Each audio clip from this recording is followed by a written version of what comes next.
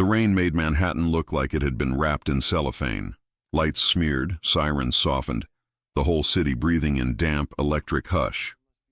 Lauren Parker finished refilling coffees at the corner booth of the Bluebird Diner and rubbed a thumb over the crack in her phone screen, the split that glinted like a scar. Rent due in 9 days.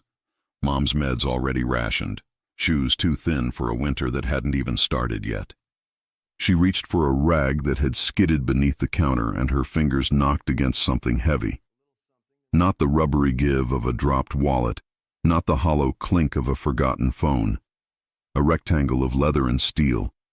She dragged it toward her in slow motion. A briefcase, not scuffed, not ordinary. Midnight black with a subtle grain, titanium latches that looked like they were designed to keep secrets. Every instinct said, walk away. Every bill back home said, open it. She slid the case behind the counter and checked the floor. No one looking, no one searching, only the bright clink of forks and the hiss of bacon on the grill. She cleared 2 plates with hands that suddenly didn't feel like her own, set them down, and returned to the shadow under the counter where the case waited like a trapped heartbeat. The latches released with a sound that was too soft for how loud it felt. Inside, bricks of cash banded tight, a phone she didn't recognize, matte, heavy, not store-bought, and a sleek card holder with a single business card. Adrian Cavani. The name hit like a chord struck too hard. She knew that surname from neighborhood whispers and late-night news segments that never quite landed on facts. Real estate, imports, clubs on the West Side, the kind of power that wore suits better than law did. Lauren stared at the money until the edges of the bills blurred. A month of rent, then 3, then no. The thought came, uninvited and ashamed, then left with the same speed. Mom's voice rode the rain from 1,000 miles away. Character is what you do when no one sees you, baby. The mat phone vibrated once. No ringtone, only that low hum, like something alive waking up. Incoming call. Unknown number. The screen showed nothing but a single word. Call. Her throat tightened. She glanced toward the kitchen. Manny was plating omelets with his eternal cigarette behind his ear. Gloria was joking with a cop and a night nurse at the counter. Nobody was paying attention. Lauren answered. Hello? She hated that her voice trembled. Silence on the other end. Not empty, listening. I found a briefcase at the Bluebird, she said. If this belongs to Mr. Cavani, I want to return it. Everything is intact. The voice came quiet and low, a river under ice. Who are you? Lauren Parker. I'm a waitress. I'm on the morning shift and... Don't touch anything else, the man said. Don't leave. I'll send someone. The line went dead. No please. No thank you. Just control, cold and complete, like a door closing. The diner's bell chimed as a group of soaked construction workers tumbled in, laughter fogging the windows. Lauren swallowed the metallic taste in her mouth and slid the case deeper into the dark, as if shadows could keep it safe. She moved slower, careful not to look different, careful not to look like a girl whose life had just turned a corner and didn't know if it bent toward light or a drop. 10 minutes later, the door opened and quiet came with it. 2 men in dark coats stood like punctuation at the threshold, soaking rain into the tile. Behind them, a third man without a coat, as if rain avoided him on instinct. He was taller than the doorframe wanted him to be, shoulders cut into a suit the color of a storm. Hair dark, a hint of silver near the temple, jaw unkind to lies, eyes the flat gray of steel cable. Lauren had never met a man who altered a room's oxygen before. He didn't scan the diner, he measured it. The corners, the exits, the people who mattered and those who never would. Then he looked at her, and for a second, the sound in the world dropped, like the needle lifted from a record. Lauren Parker. Not a question. Mr. Cavani, she said, because it felt safer than sir. He approached the counter without hurry, and when he reached her, he set down a leather glove like a calling card.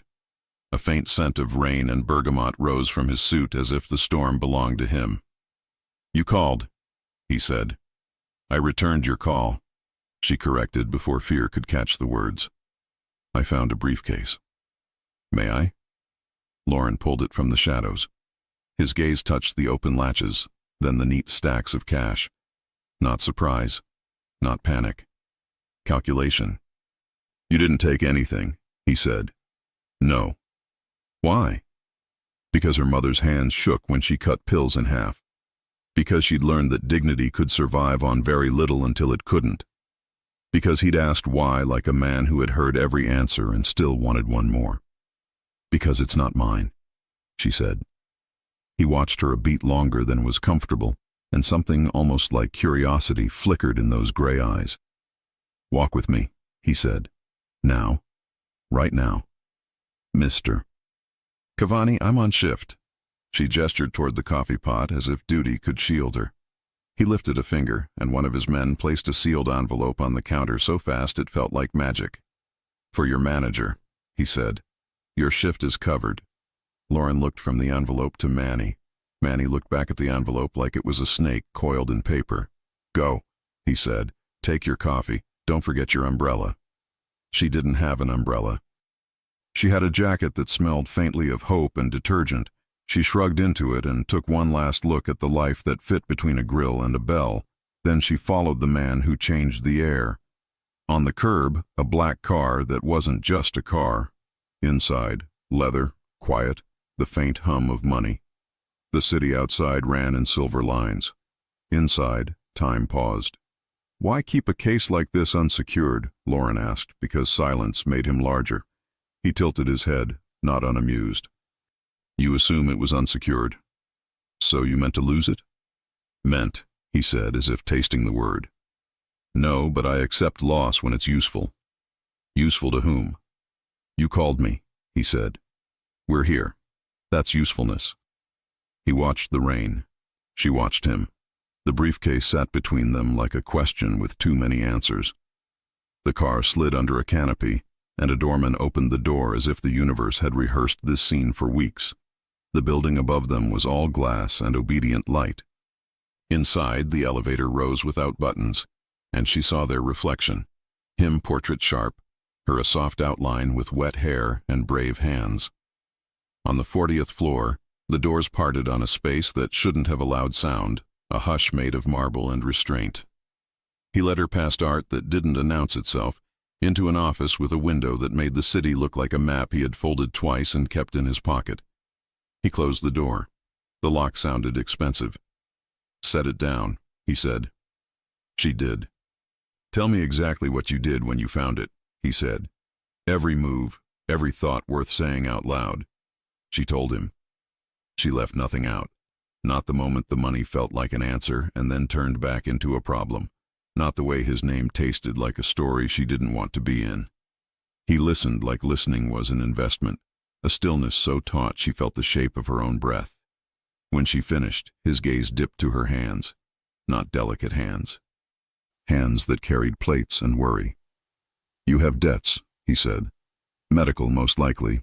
Not yours. Lauren blinked. I didn't say that. You didn't have to. He lifted the case and turned it toward her. Beneath the cash lay a small velvet box she hadn't noticed. He flipped it open with his thumb. Inside, a thin silver necklace, a locket the size of a coin. A picture might fit there, or a secret. That, he said, doesn't belong to me. She frowned. Then, I wanted to see if you'd find it, he interrupted softly, and in that softness something dangerous moved. Because the person who was supposed to already proved she couldn't.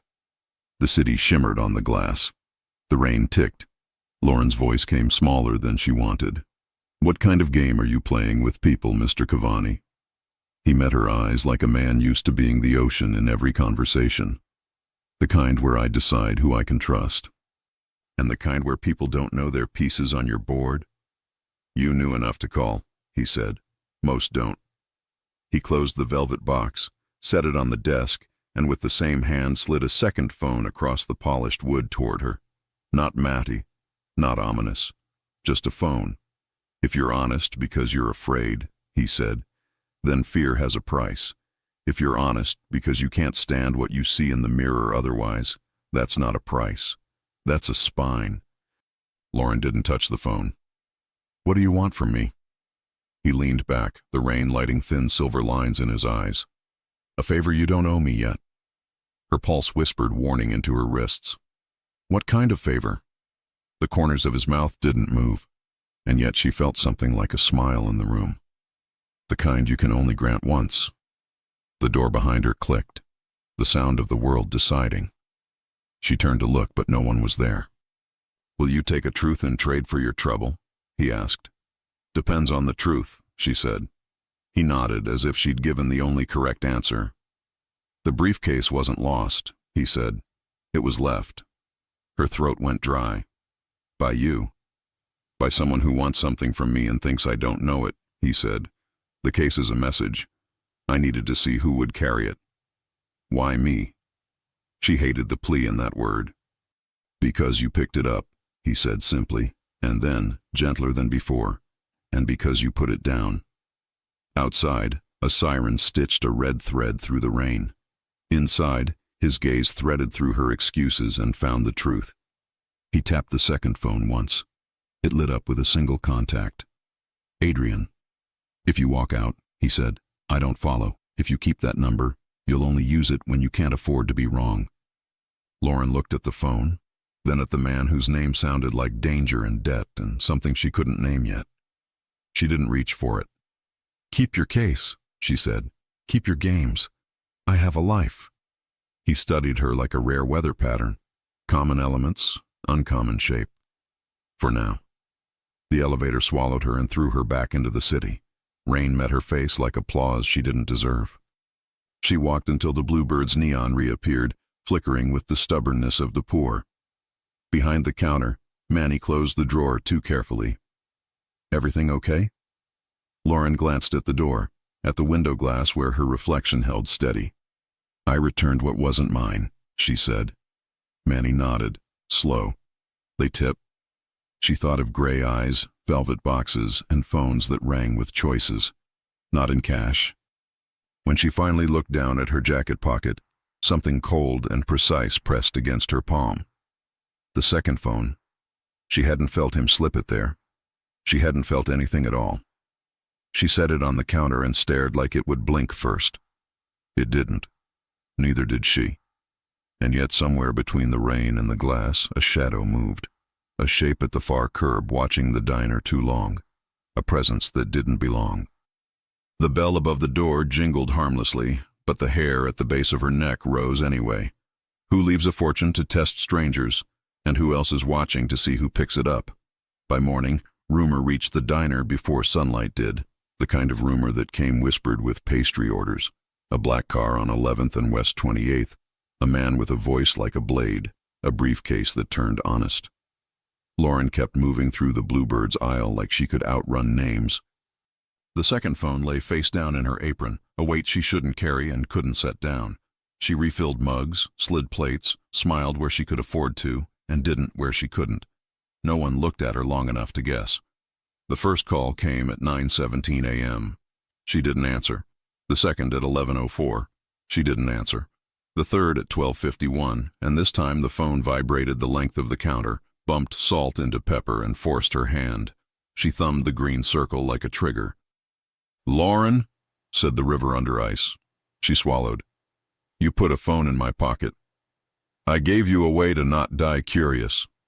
She looked toward the window. On the sidewalk, a man in a too-new jacket watched his reflection in the glass more than the street.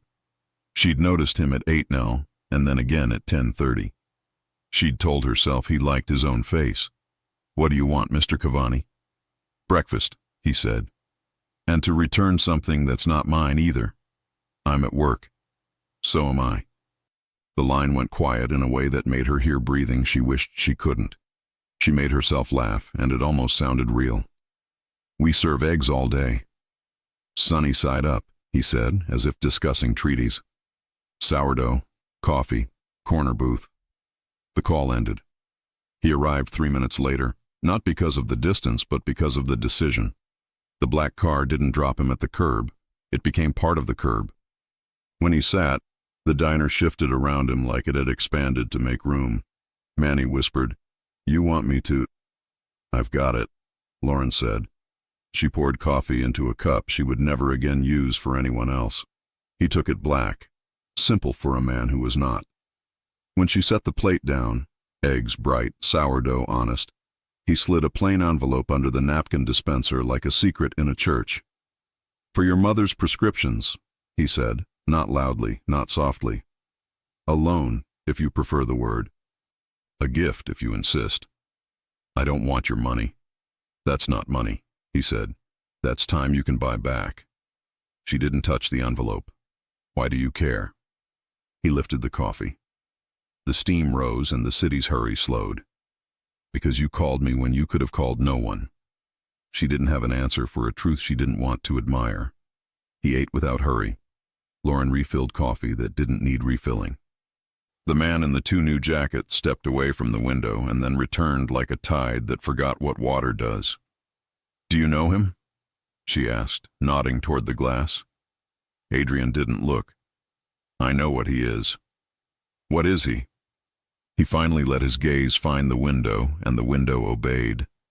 "A messenger, not mine." "For who?" "For someone who mistakes me for a man who can be sent messages instead of answers."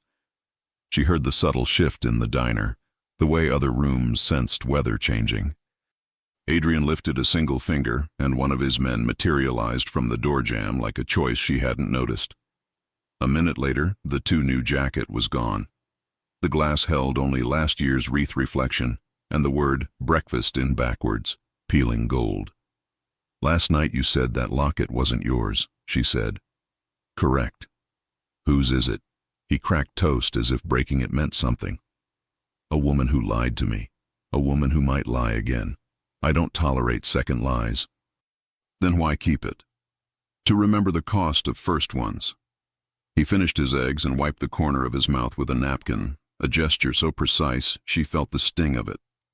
He stood, and in the simple act of straightening, he restored gravity to a room that hadn't realized it was tilted. "Take the envelope," he said, "or don't.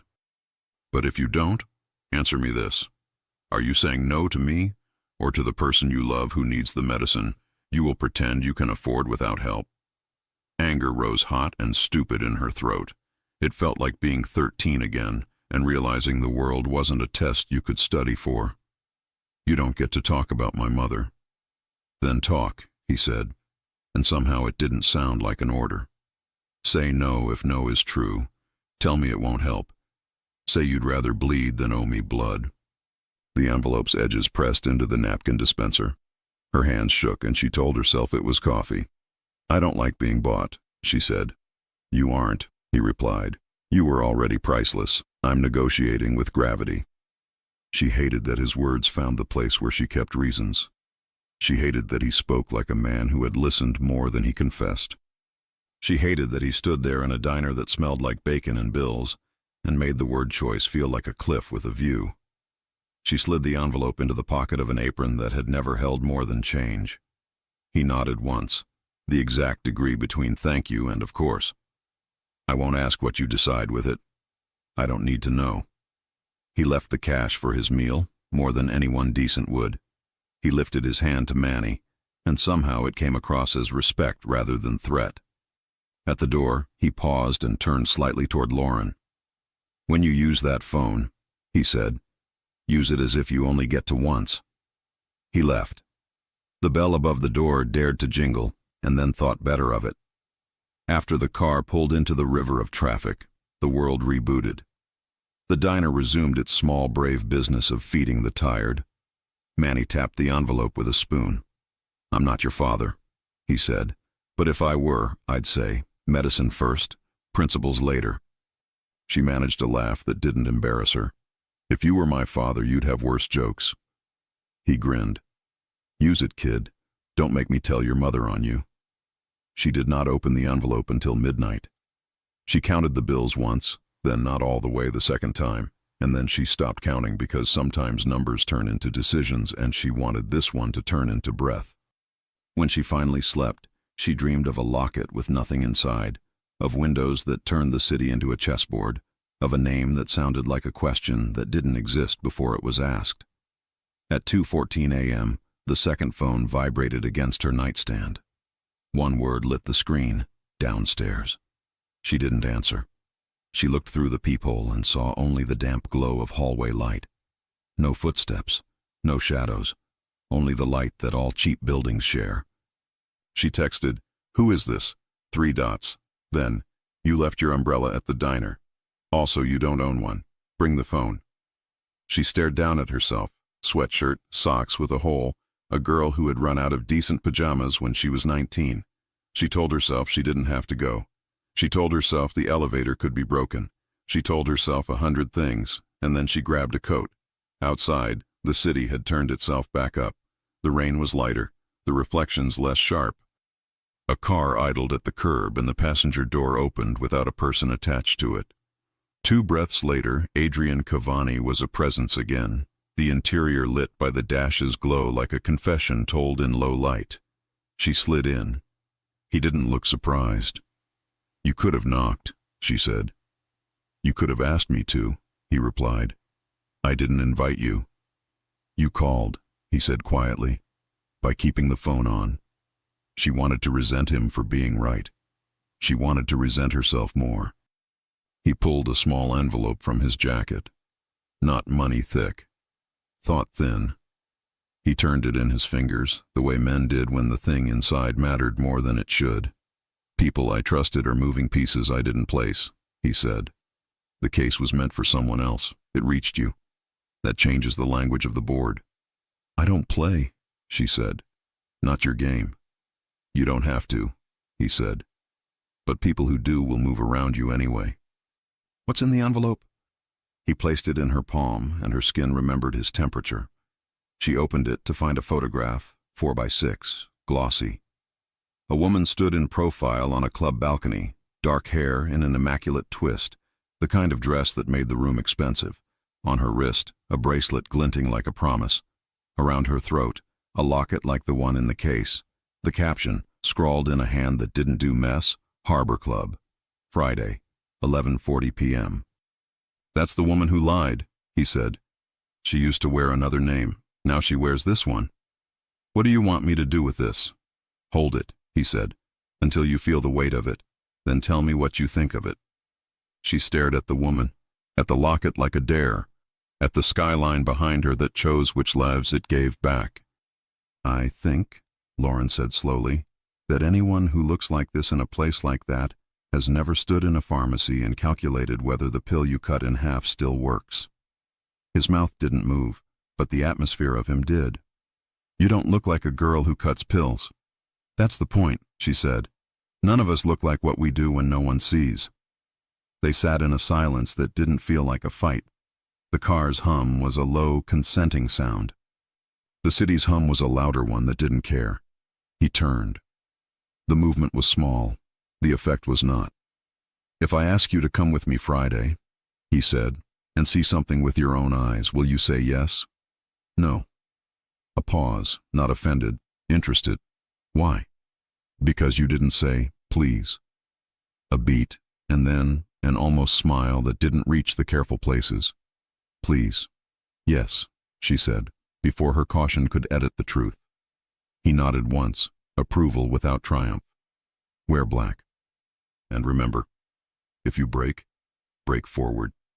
She stepped back into the wet and watched the car become absence. In the window of the bodega across the street, her reflection looked like someone in a story told in third person to people who paid for happy endings and still cried when they earned them. She closed her hand around the envelope, the photograph bending against her fingers. On the back, in small neat script, someone had written a second line. 2 words that didn't belong to Adrian's hand. Trust nobody. She felt eyes from the end of the block, patient eyes, not hungry. The shape by the lamppost had been there too long. She pretended she hadn't noticed, keyed into her building, and told herself doors still meant safety. They did, until they didn't. What kind of night ends with a picture in your pocket and a warning written by a ghost you haven't met yet?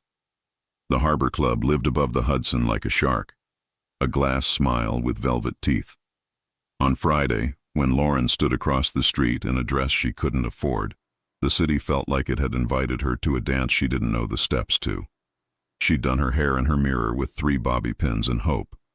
She'd taken the envelope out twice and put it back twice. She'd told her mother she had a late shift. She'd told herself she had a choice. The black car found her the way raindrops found windows. Inevitable, gentle, easily.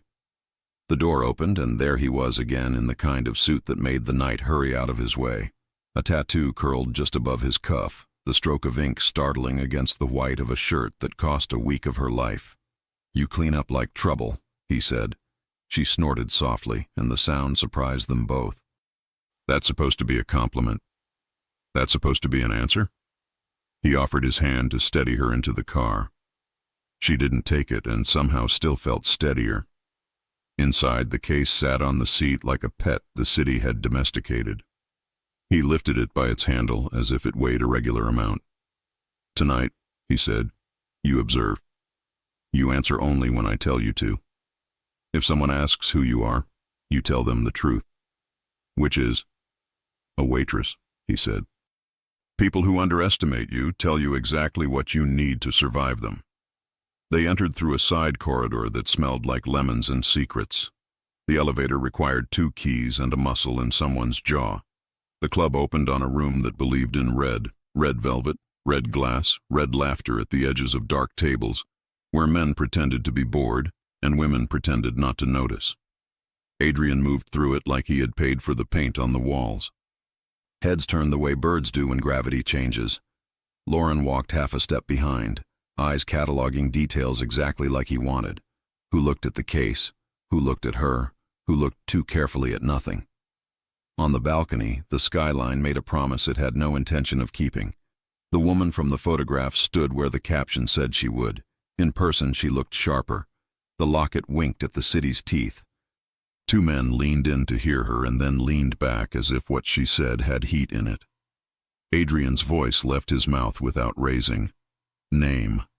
"Ariana Voss," Lauren murmured, "also known as whoever she needs to be to leave a room with what she came for. Her dress says old money, her posture says new teeth." He didn't look at her, but the air near his jaw felt like approval. "Good." Ariana turned as if she'd heard them through bulletproof glass. Her smile had edges built into it at the factory. When her gaze landed on Adrian, surprise painted itself across her face like an expensive blush. "You," she said. "I heard you drowned. I come up for air on Fridays," he said. "And you brought a date." Ariana's eyes slid to Lauren, weighed her, and tried to find smallness to stand on. "Sweet. Charity work looks good on you, Adrian." "Don't cheapen charity," he said. "It's the only honest business left." She tilted her head, the locket catching the city lights like a knife catching sun. "Is that mine?" she asked, and for a heartbeat Lauren couldn't tell if she meant the case or his regard. "No," he said. "And yes." Ariana laughed, a diamond in a blender. "You do love your riddles." Adrian set the case on the balcony's marble. He didn't open it. He didn't need to. The room leaned closer. "Your message reached the wrong hands," he said. "Next time, make sure your courier knows the difference between a sidewalk and a stage." Ariana's mouth did nothing, which was the most it had done all night. Her gaze landed on Lauren again, and behind the beauty a calculation snapped to attention. "A waitress with decent taste in shoes," she said. "He collects exceptional strays, doesn't he?" Lauren's pulse hammered unhelpfully. She thought of Manny's spoon tapping envelopes and of the word please used like a key. She thought of the picture of Ariana receiving the locket she deserved and wondered if she'd ever forgotten any gift in her life. "Some strays belong to themselves," Lauren said, because sometimes the truth sounded like defiance when it was only oxygen. Ariana blinked once, surprised, then filed the information in a drawer labeled inconvenient. "What's in the case?" she asked Adrian. "What you left out," he said. "Open it," she purred. "No," he replied. She leaned forward, lips real enough to ruin smaller men. "Then what are we even doing on this balcony, Cavani?" He looked beyond her shoulder at the lights that understood him better than people did, deciding whether anyone deserves a second chance at honesty. Ariana laughed softly, and for a second it almost sounded like regret faking a dress code. "And do they?" "Rarely," he said. "But tonight is elastic." He turned to Lauren then, and the room dimmed. Not literally, but in the way crowds do when two people create a silence loud enough to hush them. "Take the case," he said. "Hold it." She did, and for an absurd heartbeat she expected electricity to leap up her arm. It was only weight. Money doesn't burn until somebody lights it. "Look at her," Adrian said, and Lauren did. "Now tell me if I'm wrong about what happens next." Lauren studied Ariana Voss's face like a map. Pride where fear should be, silk where skin should be, danger where apology should be. She'll accept forgiveness because she thinks it's a glass she can drink and then forget she held, Lauren said. She'll wear the locket tomorrow and tell herself that makes it history. And after that? Adrian's voice asked the distance between mercy and memory. "She'll sell you," Lauren said, before she could stop herself. "Not because she hates you, because she loves herself more." The quiet that followed drew blood from the night. Ariana's smile did not slip. It sharpened. "You brought a poet," she said. "How quaint." Adrian's gaze didn't leave Lauren's face. His control felt like a net over a storm. "Leave the city," he said to Ariana without turning. "Tonight, take the second chance that I don't give twice." Ariana's laugh choked on a sound it didn't expect. "Or what?" Adrian didn't answer. He didn't have to. Somewhere 2 floors down, a door opened that shouldn't. Somewhere 3 blocks away, a black car's engine learned a name it hadn't. Ariana lifted her chin, fingers touching the locket at her throat like a habit. "If I leave," she said, softer now, "who will wear this for you when they take your breath?" He turned to her then, and the city saw something it would talk about in whispers later. "No one wears anything for me," he said. "Not anymore." Ariana's eyes flashed. Not hurt, not anger. Recognition. "Then you finally learned." "I had a teacher," he said. "She was expensive. She didn't make a profit." Ariana glanced at Lauren one last time, and for the shortest breath, sorrow flickered in that glance like a signal at sea. Then she was gone, the red of the room closing over the place where she'd stood. Adrian looked at the case and then at Lauren. "Walk," he said. They stepped back through the rooms and down through the lemon and secret hallway. In the car, he set the case on the floor like a dog that knew how to heel. "What did I just do?" Lauren asked, the first tremor finally catching up with her voice. "You asked a question," he said. "Most people prefer the certainty of a lie." He looked tired then, a word that didn't suit him. He loosened his tie an inch, and that 1 inch felt like a confession he hadn't intended to make. "You were right," he added. "About her? About loving herself more." They passed the river, a long, dark promise. He didn't speak again until they were blocks from her building. "Take the weekend off," he said. "I work weekends." "You did," he said. "Now you don't." "I can't afford." "You can't afford to be where they expect you to be when they come." "Who's they?" "People who don't like second chances," he said, "and people who will misread what you are until it's too late." She stared at him. "What am I?" He studied the traffic light paint her face green, then gold. "An inconvenient compass." She almost laughed. She almost cried. She did neither. "What happens now?" "Someone I trusted won't sleep," he said. "And someone who wanted the case to reach them will realize it reached you first." The car rolled to a stop in the alley behind her building. He didn't put a hand on her arm. He didn't look away when she looked. "If anything feels wrong," he said, "it isn't a feeling." She opened the door on air that smelled like old beer and last week. "Thank you," she said, because sometimes the right thing tasted strange. He dipped his chin once. When she shut the door, she saw his eyes in the glass, and for the first time, the steel looked breakable. She took the first step toward the back entrance and froze. A sound that did not belong reached her. Floorboards 2 flights up. A door catching on a chain. A small, careful exhale. Her voice turned paper thin. "Mister." Cavani. By the time she turned, he was already out of the car. He didn't ask what she'd heard. He lifted his hand, and the alley filled with men who had been air 10 seconds ago. One went for the front, one melted into the basement. Adrian took the stairs as if they belonged to him. Lauren followed because not following felt like screaming in a church. On the second floor, her door was open 4 inches wider than she left it. The chain hung snapped, as if embarrassed. Inside, the shape of a man who didn't expect company. Adrian didn't shout. He didn't warn. He stepped into the room and the world tried hard to make a sound. The shape moved for the window, but the night was too small to hold him. He met the frame. He met the floor. He met 2 men who became gravity officers without paperwork. Lauren pressed her back against the hallway paint and tasted metal. Adrian looked at the kitchen table where her life fit. 3 envelopes addressed in red, a mug with a chip, the photograph of Ariana Voss face down. He picked it up. He looked at it. He looked at Lauren. "Pack a bag," he said. "Now." She didn't ask why. She grabbed what she could carry and left behind what she couldn't, which included who she had been Thursday morning. In the alley, he opened the car door.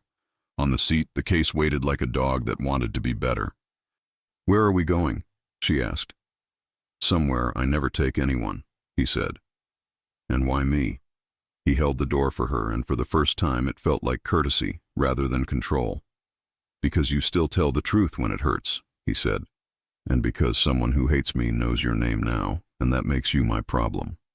He closed the door with a sound that meant the night had reached the part of the story where alarms don't help.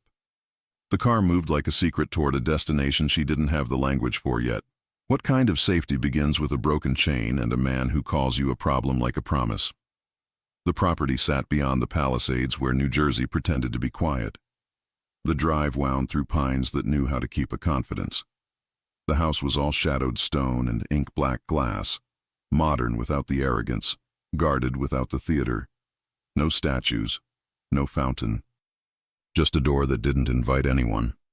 Inside, warmth rolled forward like a dog too big to jump, but trying.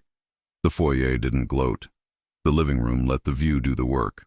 River a dark ribbon, city an electric crown beyond. Art on the walls failed to declare itself. Everything felt deliberate. Nothing felt loud. "Guest room," Adrian said, walking as if the floor approved of him. "Lock from the inside. Alarm beyond that. If you need the night to be louder, tell the wall." She stood with her bag clutched like a child on the first night at a strange house. "Do you ever sleep?" "Always," he said, "and never." "Helpful." He almost smiled. "Kitchen's through there. The coffee remembers instructions. The fridge is cruelly healthy." "Do you ever eat pancakes?" "Only when I make them badly," he said. "Which is always." He showed her the room. The bed too big for a girl from a walk-up. The bathroom too glossy for the same. A window that let in river breath. On the nightstand, a charger plugged into an outlet like a welcome you could touch. "If you need anything, knock," he said. She nodded. He turned to leave and she blurted, "Thank you." "For what?" "For not asking me to be someone else," she said. He paused, then gave the slightest tilt of his head. "You're welcome." The door closed. The house hummed like a playlist set to comfort. She put her bag on the chair and her phone on the charger and her hands on the window. The river remained a better answer than most men. In the kitchen, she found the coffee machine's buttons and then found almond milk, and then found a note on the counter in handwriting that didn't belong to him. "Don't let him pretend he doesn't like sugar. He takes one." The signature was a small line drawing of a bee. "Who else lives here?" She asked the empty room. "Men with keys and bad jokes," Adrian said from the doorway, too quietly to have startled her, and yet. He nodded at the note in her hand. "My grandmother," he said. "She thinks she lives everywhere I do." "She's sweet," Lauren said. "She's lethal," he said, and his affection sounded like worship wearing a knife. He took the mug she had poured for him without asking, and yes, 1 sugar. He sipped. He closed his eyes for a second longer than a man like him should. "I need you to do something," he said finally. "Am I employed?" It came out lighter than she felt. "You're consulted." he said. There's a difference. She lifted a brow. Which pays more? The one that keeps you alive, he said. He laid the case on the island and opened it. The money rested like obedient soldiers. He lifted a stack and beneath it, paper. Not ordinary, not letterhead, not anything a layperson would recognize until someone explained it in a courtroom. Ledgers, he said, real ones, the kind people die to keep burnable. He spread 3 pages side by side, columns and numbers and names coded as colors. He handed her a pen. Circle the pattern. I'm a waitress, she said. You're observant, he countered, and not attached to the idea that you know what you're looking for. She studied the pages like they were a city map. The numbers behaved and then misbehaved. Names turned into letters that repeated themselves on different lines at inconsistent intervals. A color recurred every 8 entries, then every 5, then every 3. She circled the offbeats. This color, she said, tapping a square. It's not random. It sings wrong in a pattern that doesn't match yours. He watched her hand, not her eyes. Why mine? Because you don't hum out of key, she said. Not even when you're wrong. He nodded quite slowly. The color is a person, he said. He recently developed an appetite. Let me guess, she said. He's someone you trusted. Was. Past tense helps. It names reality. He pulled another sheet and slid it over. Times, dates. Who was in the room when cash moved and why it shouldn't have. Circle the hours you think would make a person hungry. She circled the ones close to midnight. People lie more then. People tell the truth more then. People become themselves more then. He took the sheet back. He didn't smile. He looked like a man whose math had confirmed what his bones already knew. Good, he said. Now promise me something. No, she said automatically. Then softer. What? If I tell you to go, he said, go. Where? Out, away. Somewhere that doesn't remember your name. Is that even possible with you? It is when I decide it needs to be, he said. I won't play dead, she replied. I wouldn't ask, he said. I hate the theater. She opened her mouth, closed it, because now there were footsteps in the hallway that belonged to familiarity, not danger. A woman came into the kitchen with gray hair braided like crownwork and eyes that had survived men, wars, and probably both at the same time. She wore a sweater the color of olive leaves and carried a woven basket of something that smelled like rosemary and apology.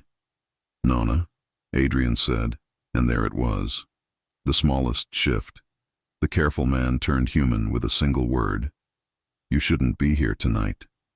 And you shouldn't be you, she said, kissing the air an inch from each cheek. We do what we must. Her eyes found Lauren and did not flinch at novelty. You're thinner than I like, she said. Do you like soup? Lauren looked at Adrian. He rolled his eyes at the ceiling and gave the tiniest nod. Answer yes or she'll feed you twice. Yes, Lauren said. Good, Nona said, triumphant at the inevitability of her being right. She unpacked soup and bread and the kind of cookies that tasted like a family never threw anything out except grudges. She told Lauren to sit. She told Adrian to eat before his organs forgot. She told the house to remember that love is a weapon, and the house agreed. In the kitchen warmth, dangerous men became boys who had grown tall, and Lauren felt something inside her unclench, the muscle that had held on since the chain broke. She ate and didn't hide that she needed it. Adrian ate and didn't hide that he knew it mattered. Tell me, Nona said to no one and everyone, who I should hate tonight. Ariana Voss, Lauren said before Adrian could speak. Ah, Nona said, as if the name were a spice she didn't keep in her cupboard. The one who thinks she invented mirrors. She left, Adrian said. Nona said. Did you ask her nicely or did you sharpen your consonants? I used verbs, he said. Nona patted his cheek. Good boy. When Nona finally left, taking her basket and her weather with her, the house felt larger again. Adrian leaned against the counter, sleeves pushed up, forearms marked with ink in lines that meant something in a language Lauren didn't speak yet. She likes you, he said. She likes feeding things that can't feed themselves yet, Lauren said. That's what I said. He cleaned dishes like a man who had learned chores as a geography lesson. If you don't know where things go, you don't belong. She dried. The guise of normal, two people at a sink, felt like a rebellion bigger than the case on the island. He glanced at the clock like it had wronged him. I have to meet a man I used to call a friend, he said. Do you trust him? No. Then why meet him? Because I am going to stop trusting him to be anything but the thing he became, he said, and because there are kinds of betrayal you only correct in person. His phone buzzed, a single word on the screen. Now. He looked at Lauren, at the room that had become a kind of ceasefire. Stay, he said. And if I don't? Then don't touch the case, he said. Not because it'll explode, because it will make you heavier than you want to be. He left with a coat that didn't need zipping. The house exhaled. The window pressed its forehead against the night and said, Wait with me. Lauren wandered because standing still felt like weakness, and because she wanted to know what a man like him kept in rooms without cameras. She found a piano with its lid up as if someone had only paused and never returned. She touched a key and it answered in a note so soft it felt like repeating after her. In the study, photographs lined a shelf. Black and white, square-edged, some blurred with motion. A girl with a gap-toothed grin, her hair in a ribbon. A boy with scraped knuckles holding a paper boat. A woman whose eyes laughed and whose arm had a tattoo of a bee. She realized then what the small drawing on the note had been. On the desk, a worn leather notebook, the kind people use when they believe paper still deserves secrets. The first page had one sentence. If I break forward. Her breath caught. He had said those words to her like they were something he'd invented for the night. They were old. They were a vow. Her phone vibrated with a text from Manny. You alive, kid? She smiled at the screen in a room that wasn't hers and typed back, Define alive. His reply came with a picture of a stack of pancakes shaped like a heart. We miss your bad coffee. She put the phone down with a laugh she didn't expect. Another vibration. Different phone. The second one. One word. Run. No contact name. No origin listed. The blood left her hands. Adrian? She said to the empty house, which is the same as praying if you aim it right. The lights didn't flicker. The walls didn't answer. She lifted the second phone to call back and the screen froze, then died. She plugged it into a charger just to have something to do with the fear, and the charger did nothing. Her own phone buzzed. A new message from a number that didn't exist. Door. She listened. Then she heard it, the smallest sound at the back entrance, like a key learning a lock for the first time. Across the room, the case sat like a judgment. She thought of his voice. If I tell you to go, go. She thought of her mother's. Character is what you do when no one sees. She thought of Nona's. Who should I hate tonight? She crossed the kitchen in 6 controlled steps and lifted the case in both hands, surprised again by what weight felt like when it was concentrated and honest. She carried it into the study, bent, and slid it under the desk, back against the wall. She grabbed the nearest weapon that wasn't, a fire extinguisher, and took one breath so deep it hurt.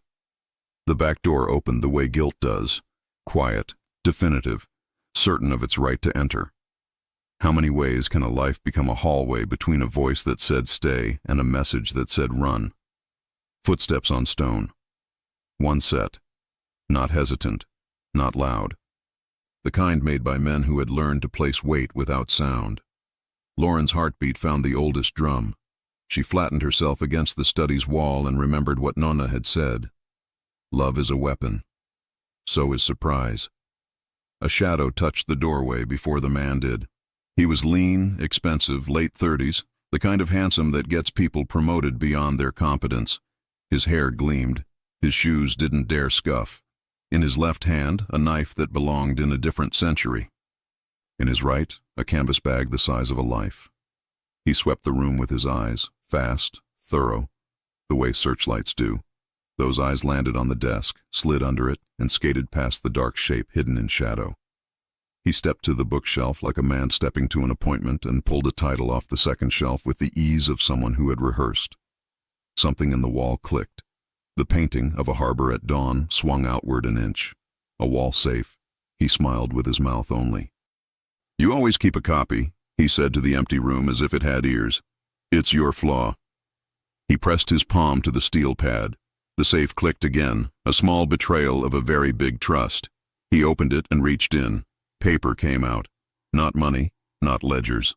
A thin stack of photographs bound with twine. He flipped through them with a speed that said greed, but a care that said fear.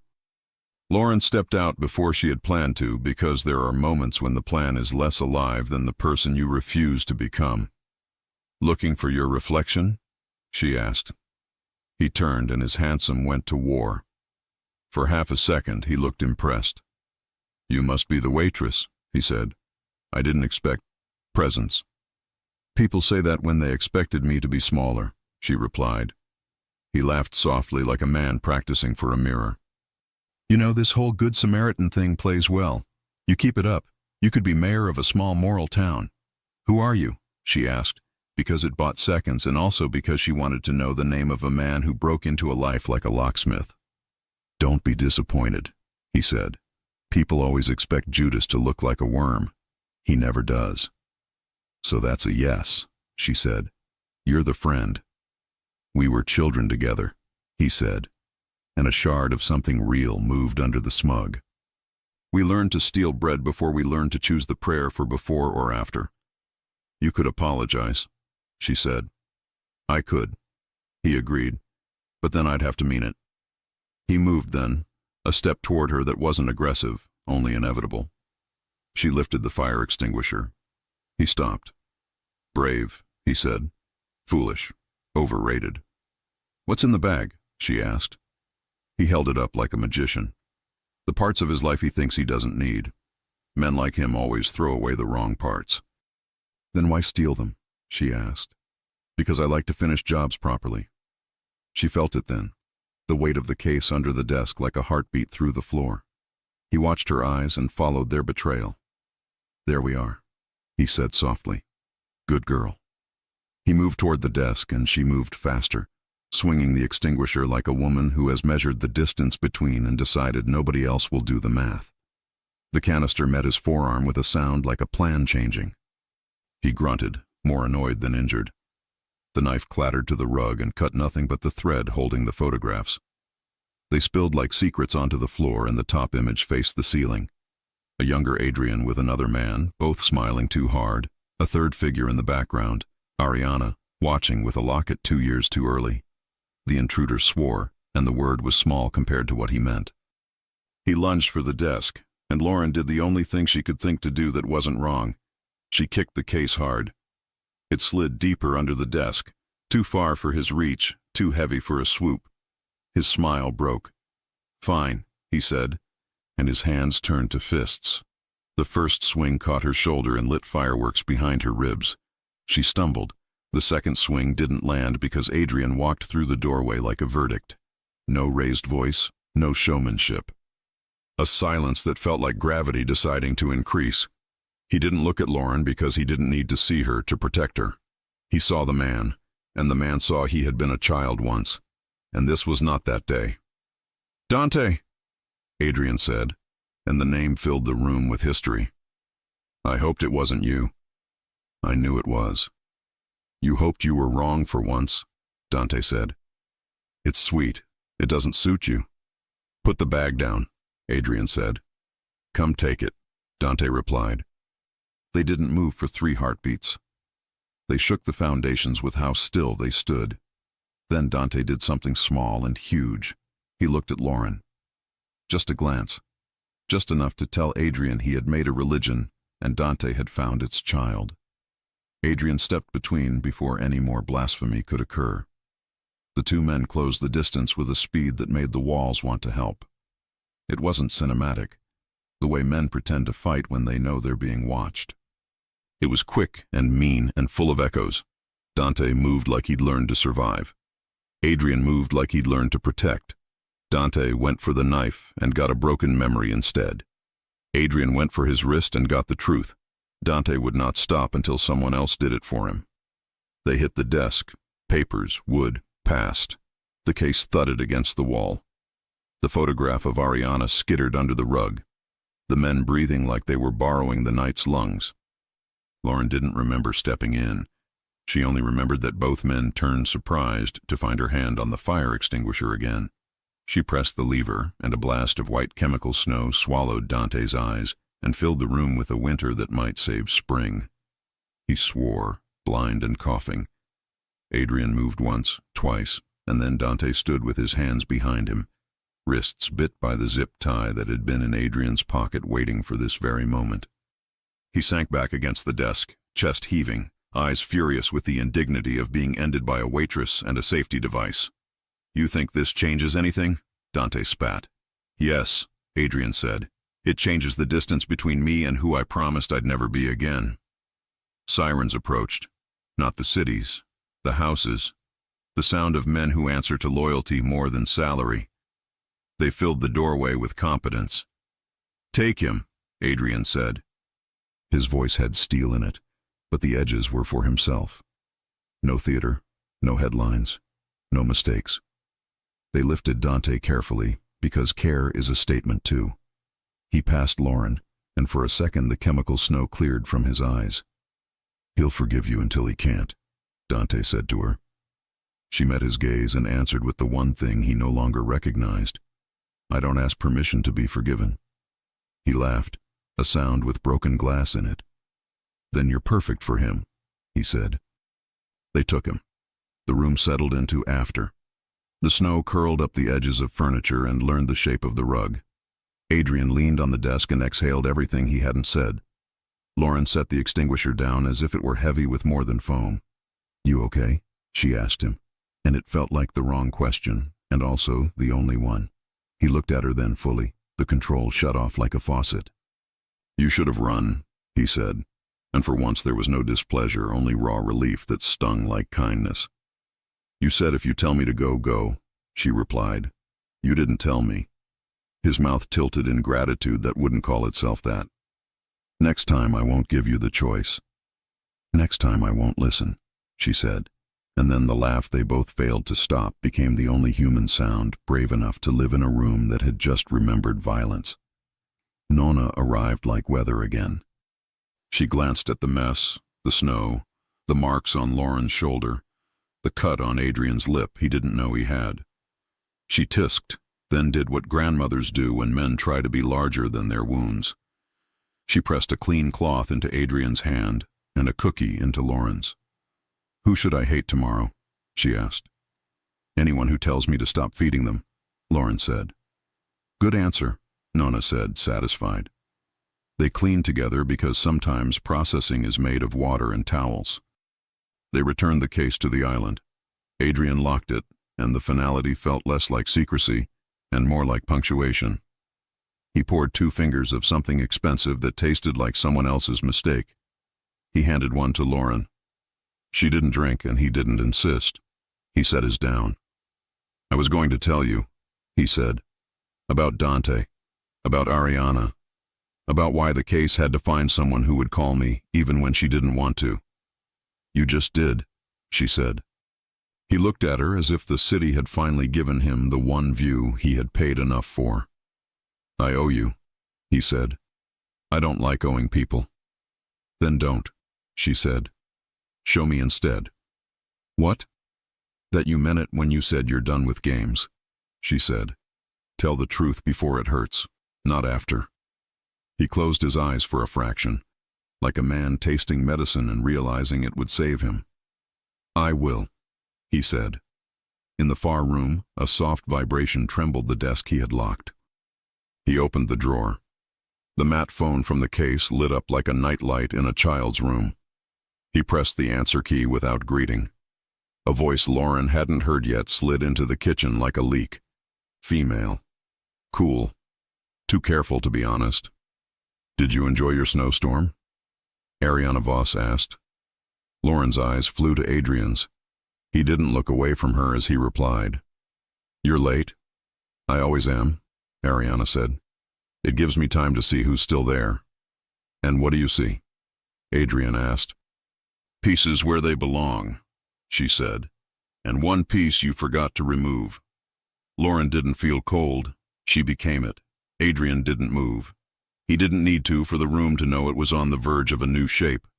Ariana's voice tasted like the expensive part of fear. You brought a waitress into a war, she said. That's not like you. It is now, he said. Good, Ariana replied, and for the first time her tone carried something like sorrow, stripped of drama. Then you'll hear me when I say this isn't over. She hung up. The mat phone went dark. The river held its breath. Adrian looked at Lauren, and in that look an entire city's worth of choices lined up and waited to be counted. How many endings does it take before two people admit they're writing the same story? Morning came pretending nothing had happened, as it always does. The river uncoiled its fog. The city stacked its noises neatly. The house held its own council. Lauren woke to a stiffness in her shoulder that belonged to last night and to a smell of coffee that belonged to a new one. She found Adrian at the window with a mug and a face that had tried its best not to think about things before light. He turned, and there it was again, that brief thing that made him look like a man and not a rumor. Relief. You stayed, he said, as if he hadn't told her to. You have better coffee, she said. He almost smiled. We have to move, he said. Dante won't talk the way we need. Ariana will. But only if she believes the story ends with her name spelled correctly. You want to meet her. I want to make the space where a decision becomes permanent. They drove without escort because sometimes safety is quieter without witnesses. The city laid out its steel spine. The sun pretended to warm. They didn't speak for 6 lights. At the 7th, Lauren said, Are you going to ask me to choose? He took a breath and placed it carefully in the glove box. Yes, he said, but not for me. For you. At least you asked, she said. He parked where the city became its waterfront self, honest light on dishonest water. The old pier jutted into the river like a rib. Ariana stood at the end of it in a gray coat and a face that had decided to stop lying to itself for 20 minutes. Adrian walked beside Lauren, not in front. Ariana watched their distance like a mathematician. How romantic, she said. You brought her to push me in. If I push you, Adrian said, stopping 10 feet away, no one will see it. That's the difference between you and me. You always loved secrets more than crowds, Ariana said. That's what made you dangerous. What made me dangerous, he said, was believing anyone else wouldn't be. She looked at Lauren. Do you know he used to be sweet? Ariana asked. I know he is, Lauren said. Ariana laughed once, surprised somewhere real. Maybe, she said. Once, before he learned the house always wins. I broke the house, Adrian said. You own the house, she corrected. Not the same. Then let's sell it, Lauren said, because sometimes a waitress says the thing nobody else in the room is allowed to. Both of them looked at her, both for different reasons. Ariana blinked. He doesn't sell, she said. He gives away when he's finished, Lauren said. I saw the shelf where he keeps the people he used to be. Ariana's eyes softened into something that had real past in it. If you keep this one, she said to Adrian, you'll have to stop pretending to hate yourself for wanting something that doesn't have a price tag. Silence leapt the small distance between them and made it bearable. Adrian spoke to the river because sometimes it's easier to tell the truth to a body that can't repeat it. You took money meant for children, he said. Ariana's breath hitched. I took revenge, she said, on men who turned grief into a place to hide sins. Not me, he said. Not you, she agreed. But your people, your house, your rules when you were busy being broken. She closed her eyes. When she opened them again, the armor had shifted enough for a more human shape to breathe. I kept the locket, she said, fingers touching her throat, because it was the only promise I didn't buy. Give it back, he said. She unclasped it, and in the small sound of chain releasing a world-changed tense. She held it out to Lauren, not to him. To the person who looks at things and sees what they are, she said. Lauren took the locket. It had weight, like all symbols do. She closed her hand around it and didn't open it. "What now?" Ariana asked, unexpectedly small on a very large pier. "Now you go," Adrian said.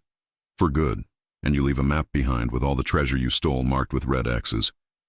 Ariana nodded, and the movement had grace in it that wasn't learned. "And if I don't?"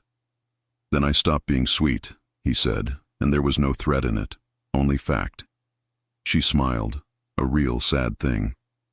"You chose a lioness," she said, nodding toward Lauren. "For once in your life you chose right." She left. Not dramatically, not loudly. Boots on wood, coat and wind, the kind of exit that feels like an apology without the word. The river let her go without taking anything else. They stood on the pier long enough for the sun to remember how to be useful. Adrian turned to Lauren at last, and the city lost its power for a second because the thing between them finally mattered more. "You could have walked away a dozen times," he said. "You didn't." "I thought about it," she said. "I didn't want you in this," he said. "I put myself in it," she replied. "That's different." "I told you to go," he said. "You told me to break," she corrected quietly. "You just didn't expect me to know how." He smiled then, slow and unguarded, the way men used to before they learned women had to earn them. "Stay," he said. "You have a way of making that sound like survive," she said. "Both," he said, "with me." She had expected a speech. She had expected terms. She had expected a name for the thing that felt like a future. Instead, she got him. The difficult, precise, infuriating man with a grandmother who left notes and a house that kept secrets and a vow written on paper and in habits. She took the locket from her palm and pressed it into his. "For the shelf," she said. "For the person you'll never be again."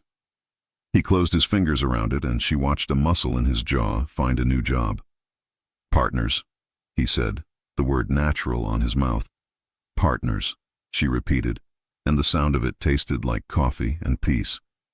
He kissed her then, not because the story required it, but because the story had earned it. It wasn't cinematic. It was honest. It was a promise in a language both of them could finally hear. The city went on pretending it wasn't watching. The river pretended it wasn't reflecting. They left the pier not because the scene wanted to end, but because life had other rooms. Back at the house, Nonna had left another note. "I told the sauce you were coming. Don't let it be right without you." A pot simmered. Bread waited.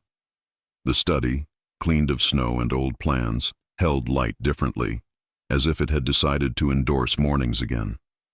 Adrian set the locket on the shelf between a photograph of a boy with a paper boat and a photograph of a woman with laughing eyes. It looked right there. It looked finished. They ate at the kitchen island because tables felt too formal. Lauren told him about the Bluebirds jukebox that only played Springsteen when it was raining, and he told her about stealing his first espresso cups and getting caught by a grandmother who loved him enough to make him return them one by one to every cafe. They didn't talk about Dante or Ariana or ledgers until the pasta was gone and the room had stabilized. His phone buzzed. A message. He read it, and the light in his eyes went sharp, then thoughtful. "Map delivered," he said. "Accounts identified. Children get their money back." "Good," she said simply, because sometimes the righteous thing deserves no garnish. He looked up at her across a surface that had seen fear and laughter in the same 15 hours. "Stay," he said again, this time the word meaning a door, a key, a set of drawers with her name on one, and a toothbrush that would not feel like trespassing. She nodded. "On one condition," she said. "Name it." "No more tests," she said. "No more wallets left like traps. No more games that teach you things you should learn by asking." He held her gaze for the count of the river under the window. "Done," he said. He reached across, and the way his hand closed over hers made the promise feel notarized by something larger than both of them. The doorbell rang. Both of them turned. Not fear, not yet. An alertness that didn't take from the warmth. Adrian stood and the house listened. He checked the monitor. He went still. "It's my past," he said. "Which chapter?" she asked, rising beside him. "The one that taught me the difference between owning a house and having a home." he said. He opened the door to a man who wore a suit badly and a badge well. The man took off his hat like people do in church. He looked at Adrian, then at Lauren, then passed them to the shelf where a locket had just learned to be still.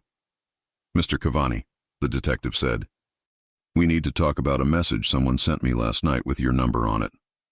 Adrian's eyes narrowed the way knights do when someone moves a piece that isn't on the board. "What message?" The detective held up a burner phone in a plastic bag. On the cracked screen, 3 words that looked like a throat clearing. "Debt paid. For now." The house inhaled. The river did too. Lauren's hand found the counter behind her, as if the granite could keep promises. Nana's sauce burbled, ridiculous and comforting. The city shone against the glass, pretending this was any other late morning. Adrian's face did that precise thing where it refused to become fear while it calculated how to guard what mattered. He stepped aside to let the detective in, and as the door swung wider, Lauren felt both truths at once. The story had earned a happy ending, and someone had just set a new question down between them like a chess clock, waiting for their move. If you enjoy stories like this, take a moment to subscribe to the channel. That's how I'll know you truly liked it. Even if you're watching on your TV, grab a second to join this family of fans who love emotional and heartfelt stories. Your support means everything, and it helps us bring you even more tales like this one.